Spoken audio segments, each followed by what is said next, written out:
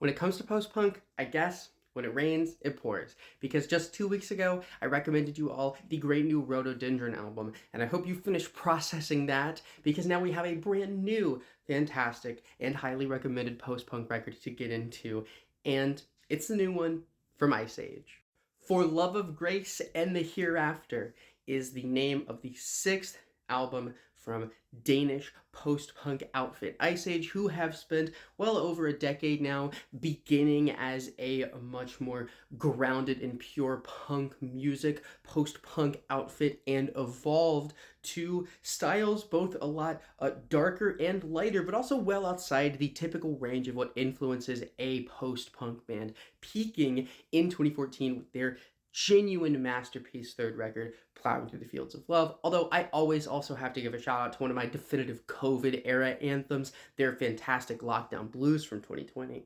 It's been 5 years since we last heard from this band, but they have remained busy, particularly frontman Elias Ronenfeld, who has released a couple of solo projects, heavy onto the collaborations. It seemed like in the last 2 years in particular, he's been popping up everywhere. And going into this record, I was hoping that some of the stylistic influences, even outside the range of what Ice Age was previously working in, that he picked up as a solo artist, would circle back around and reinform this record. And it's something that I think came off really well in the trio of fantastic singles released from this record.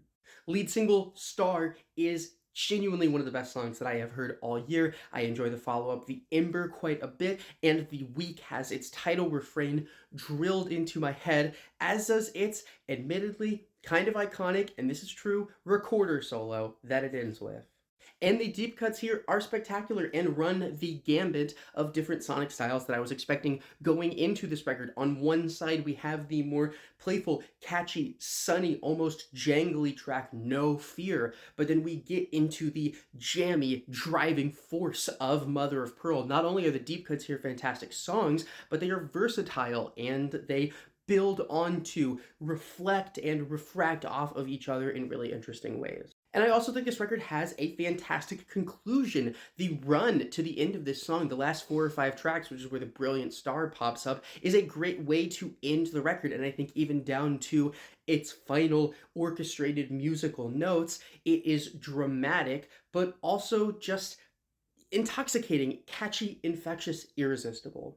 Have to hit this thing with an 8.5. One of the best rock albums of the year, one of the best post-punk albums of the year. Indie rock fans will not want to miss this. It is the best that I have heard Ice Age in a long time, and I didn't even dislike any of their music. I think it just shows the high points they're capable of reaching.